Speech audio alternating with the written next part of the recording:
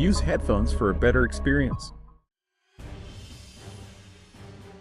It was a cold, rainy November night.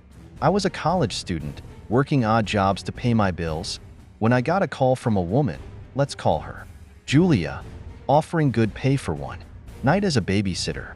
The address was in an old, forgotten neighborhood on the edge of the city. When I arrived, I found a house that looked abandoned, its bricks covered in moss and its windows clouded with grime. I rang the doorbell and Julia answered.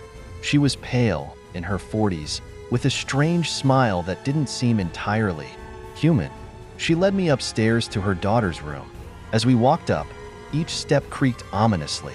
At the top, I saw a small room with an old crib in the center and a little girl, around 5 years old, asleep inside. I found it odd that a child that age would still sleep in a crib, but I didn't ask questions. Julia gave me strict instructions.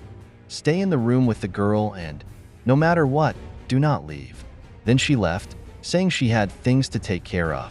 Minutes passed in total silence. Then, I started hearing whispers, not from outside the room, but within.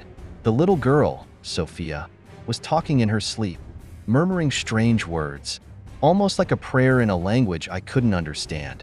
I moved closer, and as I did, she opened her eyes and stared blankly at me. Her eyes seemed vacant, as if she were looking through me. Suddenly, I noticed a mark on the back of her head, a symbol carved into her skin. A chill ran through me as I realized something very wrong was happening. Then, a sharp scream pierced the silence from somewhere in the house. It was unlike any scream I'd ever heard, loud enough to shake the walls. Terrified, I peeked out into the hallway despite Julia's warning. At the far end of the stairs, I saw a dark figure. It didn't move, just watched. Its presence felt so dense that I struggled to breathe. Desperate, I grabbed Sophia and tried to run, but each time I attempted to leave, an invisible force pushed me back. The entire house felt alive, closing in on me, refusing to let me escape. Finally, I reached the front door, but as I opened it, the world outside had changed. It wasn't the familiar street anymore. It was a dark, twisted forest. Panicked, I screamed for help, but my voice seemed swallowed by the silence. At that moment, Julia appeared, grabbing me by the arm.